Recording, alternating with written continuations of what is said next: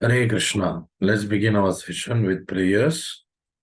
हरे Namo Krishna प्रभु जी। Padaya Krishna Preshtaya Bhutale Srimate Bhakti Vedanta Swami Niti Namine Namaste Saraswate Deve Gauravani Pracharine Nirvishesha Shunyavadi Paschatya Deshatarine Jaya Shri Krishna Chaitanya Prabhu Nityananda Shri Advaita Gadadhara Srivasadi Gaur Bhakta Vrinda Hare Krishna Krishna Krishna Hare Hare Hare Rama Rama Rama Hare Hare Shri Shri Radha Vrindavan Chandra Ki Jai Shri Shri Gaur Nitai Ki Jai Jagat Guru Srila Prabhupada Ki Jai Hare Krishna.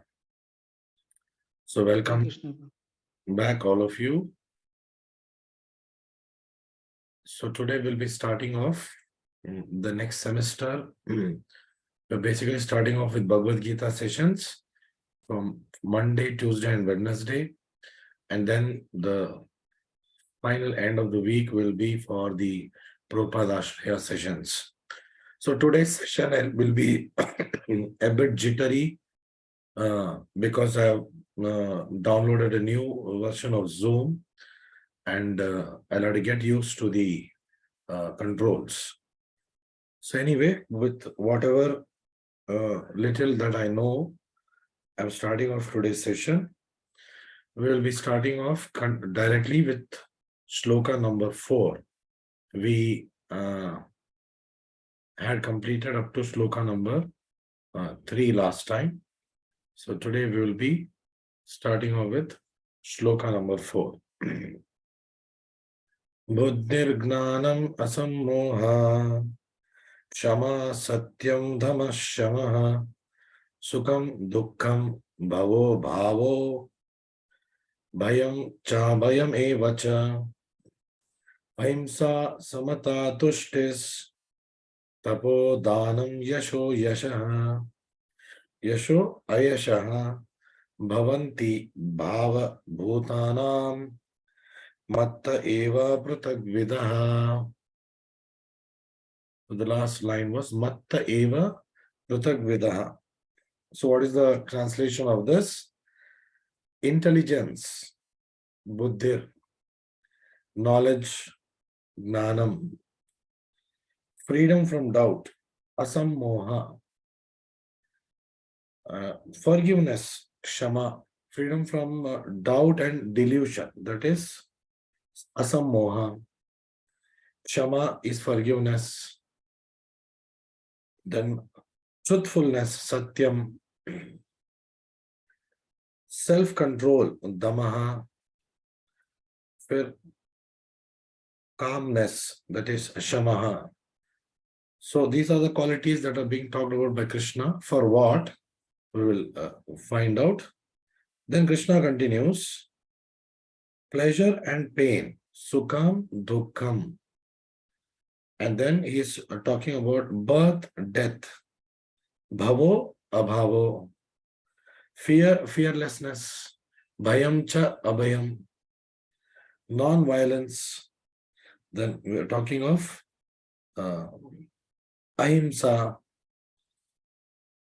equanimity, samata, satisfaction, tushtihi,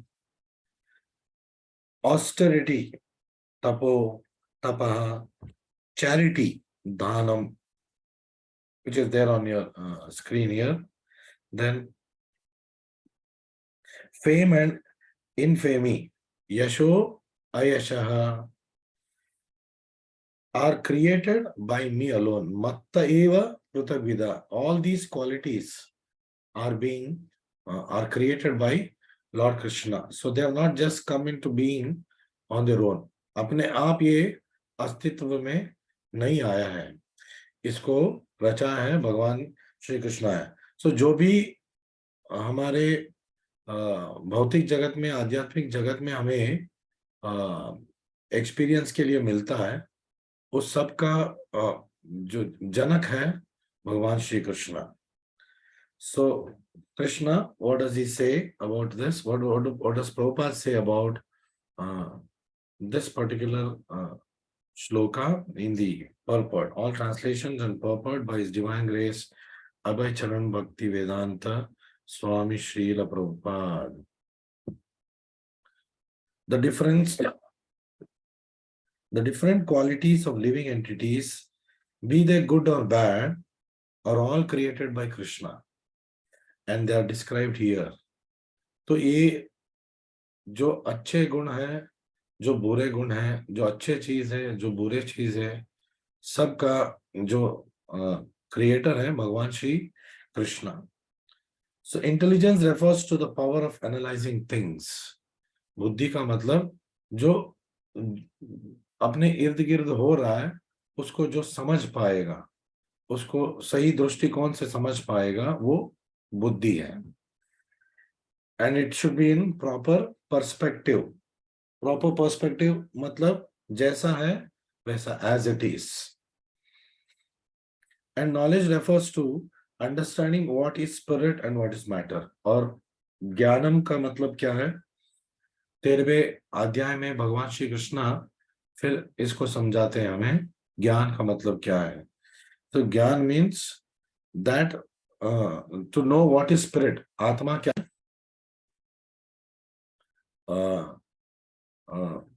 शरीर क्या है? Ordinary knowledge obtained by a university education pertains only to matter. तो जो हम विश्वविद्यालय में जो विद्याभ्यास पाते हैं वो केवल भौतिक वस्तुओं के बारे में हमें पता चलता है. It is not accepted here as knowledge. So भगवान श्री कृष्ण के मुताबिक, प्रभुपाद के मुताबिक भी जो भौतिक ज्ञान हमें आजकल मिल रहा है विश्वविद्यालय में, उसको हम ज्ञान नहीं बोल सकते. We can say it is information, but वो ज्ञान नहीं है. In modern education there is no knowledge about spirit. तो जो आजकल के विद्याभ्यास में हमें आत्मा क्या है वो सिखाते नहीं है. And they're simply taking care of material elements and bodily needs. तो विश्वविद्यालय में आजकल क्या सिखाया जाता है? भौतिक शरीर का देखभाल कैसे करना, इसको कैसे अस्तित्व में रखना, स्ट्रगल फॉर एग्जिस्टेंस में कैसे आगे जाना, ये सिखलाया जाता है. Therefore, academic knowledge is not complete. केवल शरीर के देख रेख जो सिखा रहा है आजकल के जो ज्ञान है, so called, according to Vedic perspective, it is not at all knowledge. तो दूसरा फिर, this is a very long purport, so the whole class will be doing only this. It is all right because it's a very important purport for us to know. असमोहा. असमोहा का मतलब क्या हमने पढ़ा था? Freedom from doubt and delusion. जो अज्ञानता से परा है और जो सम्मोह से परा है, असमोहा. It can be achieved when one is not hesitant and when he understands transcendental philosophy. मतलब जब कोई बिना हिचकिचाए आध्यात्मिक ज्ञान को अपनाता है, तो then he becomes asammoha, is free from doubts and is free from delusion. अज्ञानता से ऊपर उठ जाएगा. Slowly but surely he becomes free from bewilderment. और धीरे धीरे आध्यात्मिक ज्ञान जब कोई व्यक्ति पाएगा वो अज्ञानता से ऊपर उठ जाएगा. Nothing should be accepted blindly.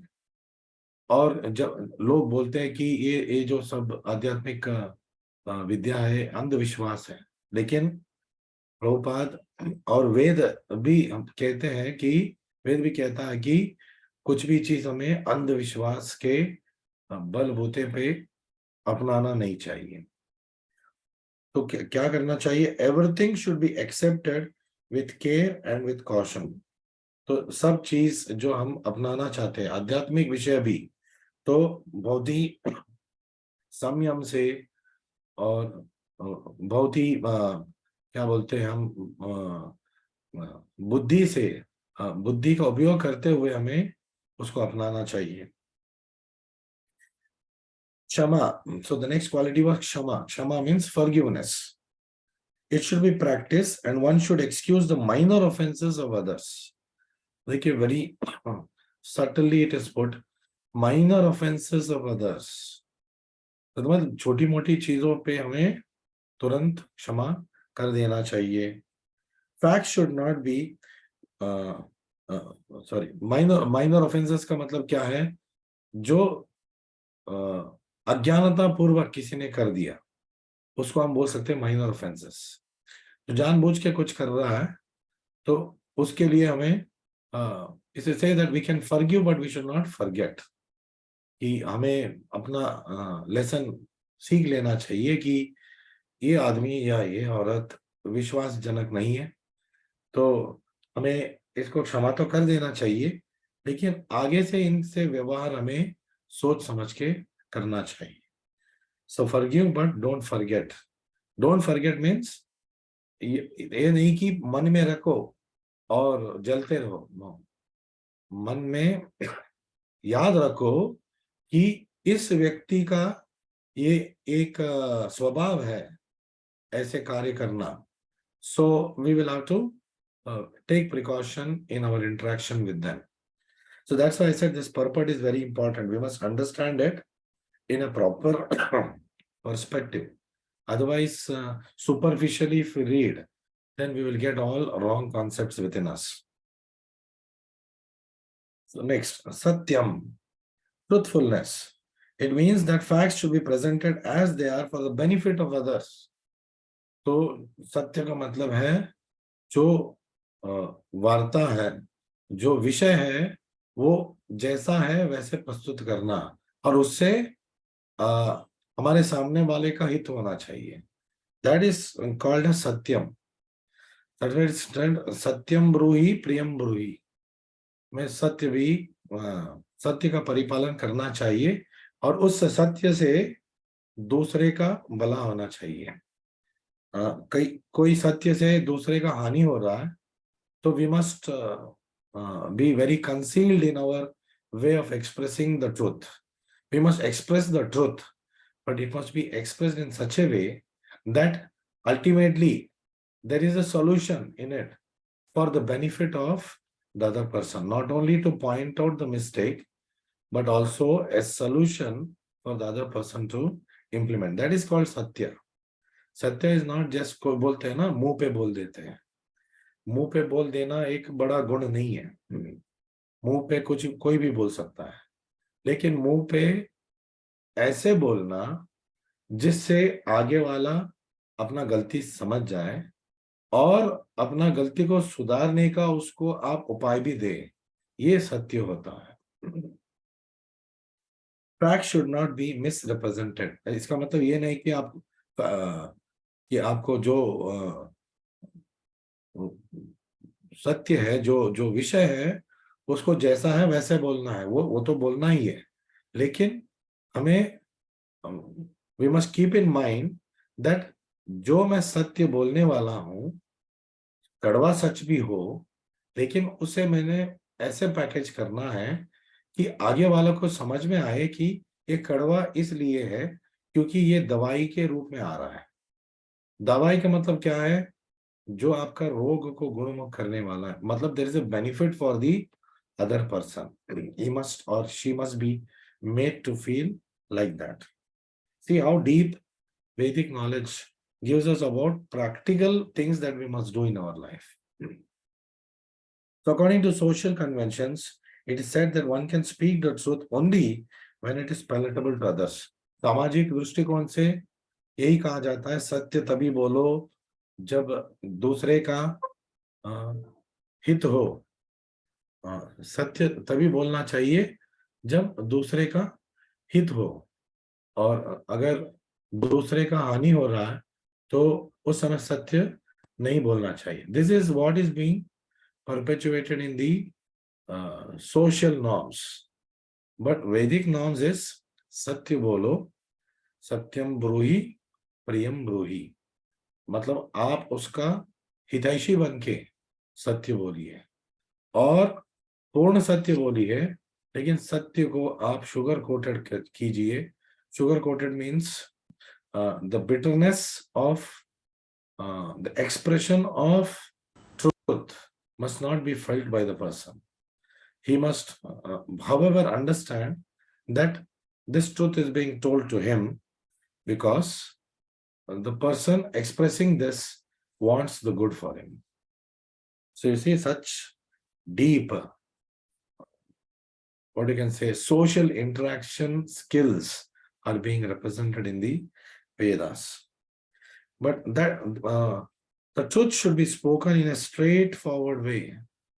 तो सीधा सीधा हमें सत्य बोलना चाहिए, so that others will understand actually what the facts are. कि यथारूप जो वृत्तांत है उसको समझ में आए. थोड़ा शुगर कोटिंग आप कर सकते हैं. Sugar coating is not masking of the truth. Sugar coating is making the truth palatable. Okay, it's not masking. ऐसा नहीं कि छुपा लिया कुछ. It is sugar coating. यहाँ का मतलब है it must be made palatable to other person. जरूरी नहीं है कि उसको हर्ट करते हुए ही हमें कुछ बोलना चाहिए. Of course Vedas also tell us साम दाम दंड भेद. तो देयर आर 4 स्टेजेस. साम पहले एक बिजनेस की तरह, अब इंटरेक्शन, बिजनेस इंटरेक्शन की तरह बात सकते हैं. You win, I win. Then धामा, चलो तुम ही ज्यादा रख लो, you can take the better part of it. दामा मतलब आपने थोड़ा उससे नेगोशिएट कर लिया. साम दाम दंड, अगर उससे भी वो समझ नहीं रहा है तो पनिशमेंट. तो पनिशमेंट तो देना पड़ेगा, बिकॉज वो सही सही बातों से, प्रिय बातों से मान नहीं रहा. और उससे भी नहीं मानता है तो बार बार वो जो गलती कर रहा है, जैसे कि किसी को जेल में डाल दिया, फिर वो बाहर आके वही कर रहा है, तो फिर क्या होगा? बेदा. ऐसे व्यक्ति से हमें एसोसिएट ही नहीं करना चाहिए. We must make sure that we keep away from such people. So this principle is given by the Vedic literature for us. Then, although sometimes truth is unpalatable, one should not refrain from speaking it. तो सत्य तो बोलना है. तो कभी कभी जितना भी शुगर कोटेड आप करिए, लेकिन सामने वाला व्यक्ति समझना नहीं चाहता है तो उसको कड़वा ही लगेगा. उसको ये नहीं दिख रहा है कि यहाँ पे ये जो व्यक्ति है, मुझे जो सत्य बोल रहा है वो मेरा हित चाहता है. So when he's not able to see that perspective, we cannot help much such a person. So then what should be done? तो जितना मात्रा में शुगर कोटिंग करना चाहिए था आपने कर दिया, आपने बोल दिया. फिर साम दाम दंड भेद का उपयोग कर सकते हैं. So truthfulness demands the facts be presented as they are for the benefit of others. तो एक चीज हमें कभी नहीं बोलना चाहिए, जब मैं सत्य बोल रहा हूं, क्या ये सत्य से सामने वाला का हित हो रहा है? केवल उसका खंडन करने के लिए या उसको नीचा दिखाने के लिए जो बोला गया है उसको हम सत्य नहीं मान सकते हैं, because that is with a hidden agenda, that is with a hidden motive. सत्य क्या है? सत्य वो है जिससे सामने वाले का भलाई हो. That is the definition of truth. सत्य का परिभाषा है सबका भला होना, जो बोल रहा है और जो सुन रहा है. Self control means that the senses should not be used for unnecessary personal enjoyment. कि इंद्रिय तृप्ति कोई भी कार्य का प्लेटफॉर्म नहीं बनना चाहिए. It should not be the foundation. इंद्रिय तृप्ति हमें करना नहीं है, ऐसा नहीं है. It is not that we must not enjoy senses. It is that it's just that that should not be the main focus when I do something. जब भी मैं कोई कार्य करता हूँ, कुछ चीज बोलता हूँ या कुछ चीज देखता हूँ, सुनता हूँ, there will always be a element of sense gratification in it. It is all okay as long as it is not the main purpose of doing something. The main purpose of doing anything should be in a Krishna conscious perspective. क्या इससे भगवान संतृप्त हो रहे हैं? Is the Lord going to be pleased with what I'm going to do and or what I'm going to say, what I'm going to hear, what I'm going to see? And in the process, if there is a little bit of sense gratification in it, then it's a part of the process. But when sense gratification becomes the main platform of doing anything, that becomes activity in material platform. तो वो कभी हमें आध्यात्मिक प्रगति नहीं दिला सकता. So there is no prohibition against meeting proper needs of the senses. Krishna खुद बोलते हैं, प्रभुपाद परपट में बोल रहे हैं, nothing wrong with sense gratification as long as sense gratification is not the main focus. In the process, if sense gratification is happening, that is fine. But unnecessary sense enjoyment is detrimental for spiritual advancement. जैसे कि प्रसाद, जब हम प्रसाद seven करते हैं, obviously प्रसाद seven में थोड़ा बहुत sense gratification तो रहता ही है, स्पेशली फॉर अ बिगिनर.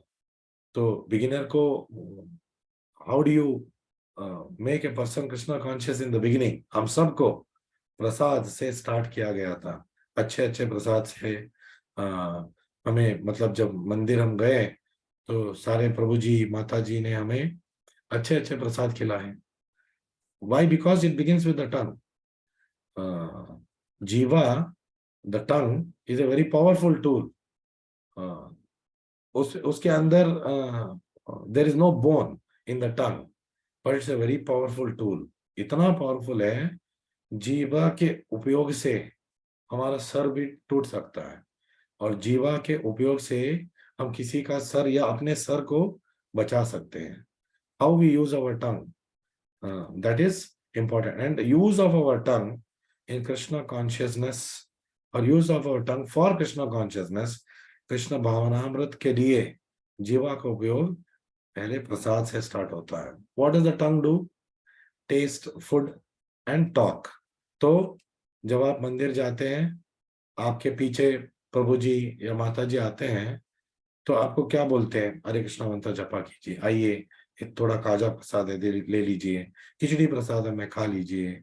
और प्रारंभ में तो आपको लंच डिनर फ्री में भी खिला देंगे 2-3 बार as a cultivation. Why? Because it has to begin from there.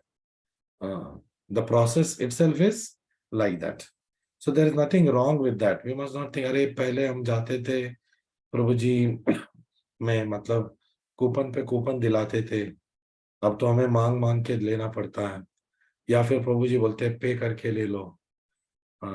So we must understand the principle behind why we were extended all the prasadam facilities in the beginning, ताकि आपको इसका महत्व पता चले. Like in the marketing world also, initially 1 or 2 things are given free as samples. आप उपयोग करके देख लीजिए. जब उसको पता चलेगा कि हाँ ये मेरे लिए उपयोगी है, तब उसको खरीद के ही लेना पड़ेगा. Because the principle, especially of all of us who are grahasthas, our principle should be हमें मंदिर से कुछ नहीं लेना है. As grahasthas, it is our dharma to give to the temple. In fact, you see, grahastha dharma is a very important ashrama, grahastha ashrama, क्योंकि बाकी 3 आश्रम, ब्रह्मचारी आश्रम, वानप्रस्थ आश्रम, संन्यास आश्रम, ये तीनों अवलंबित है गृहस्थ आश्रम के लोगों के ऊपर.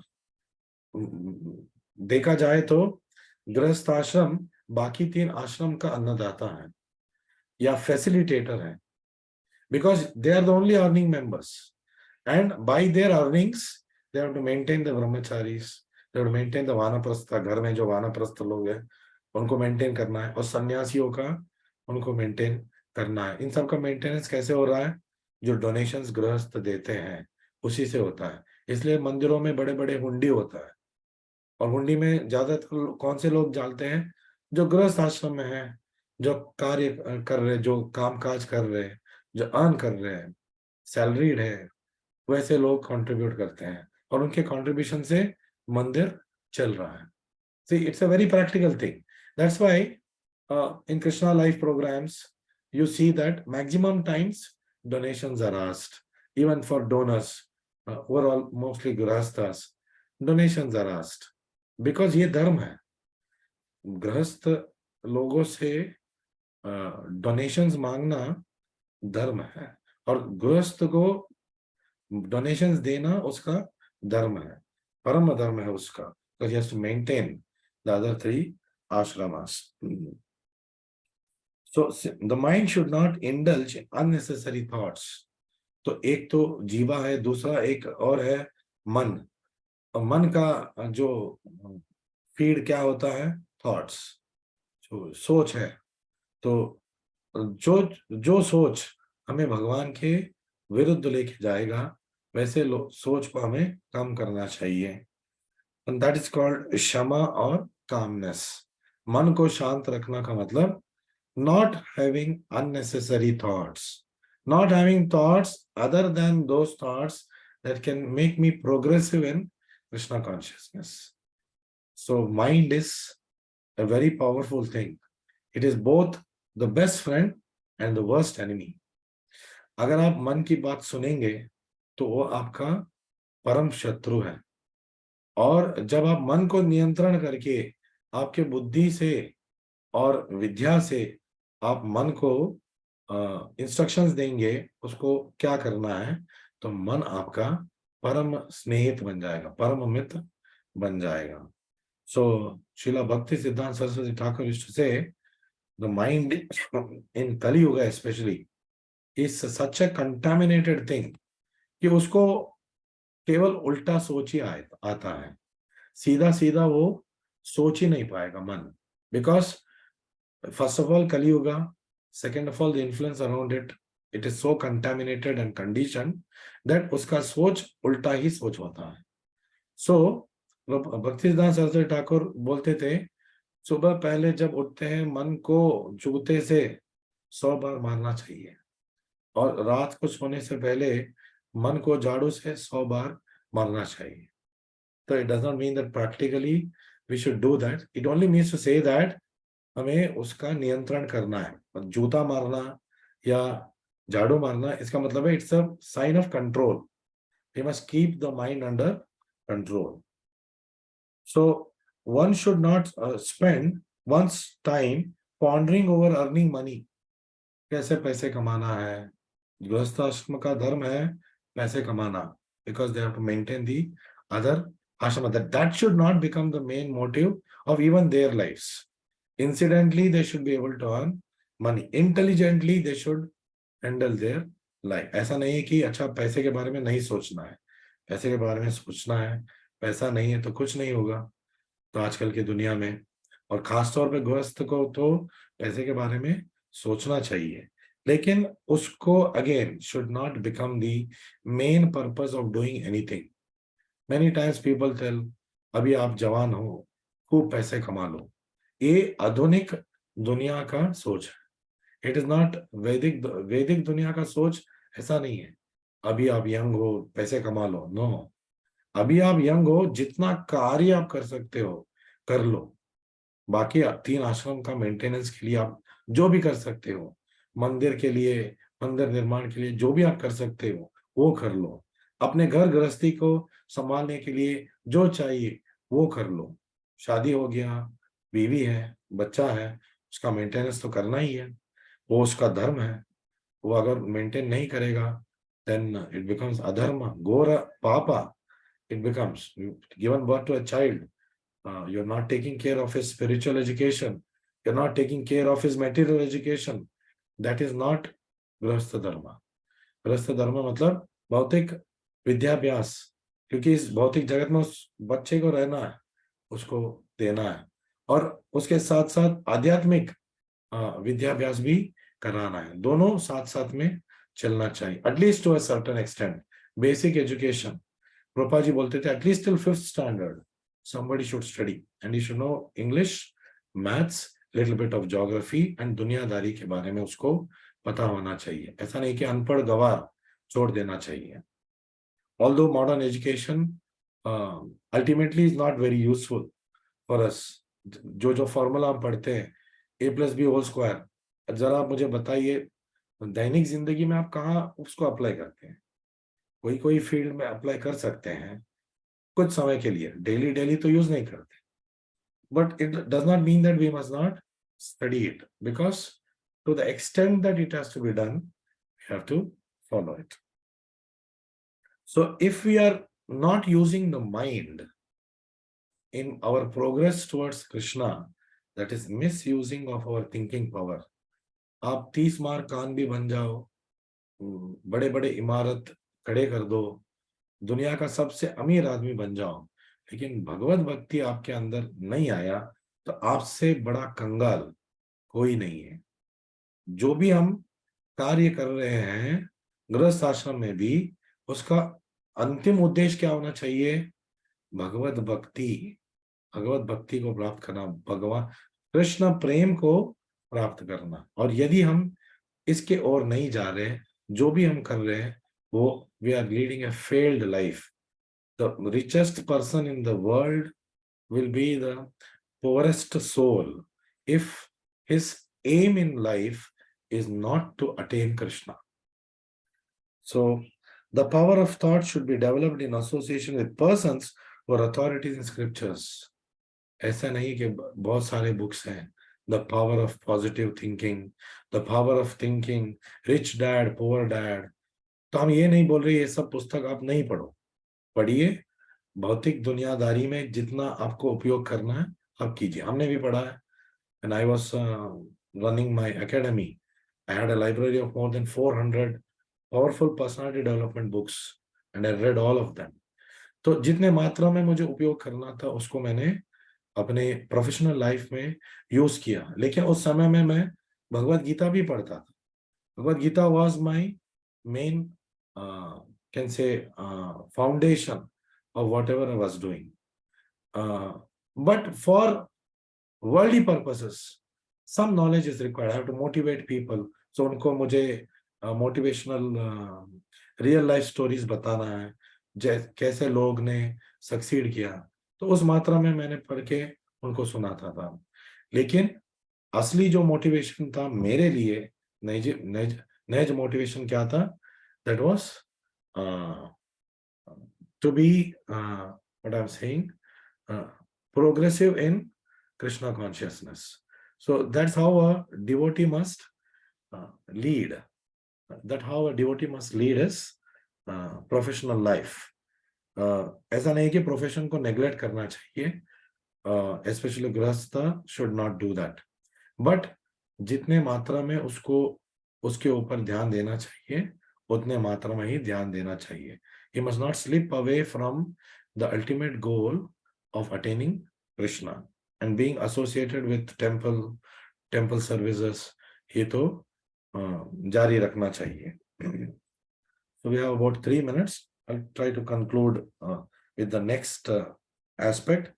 Next, Prabhupada talks about the power of thought should be developed in association with persons or authorities in scriptures.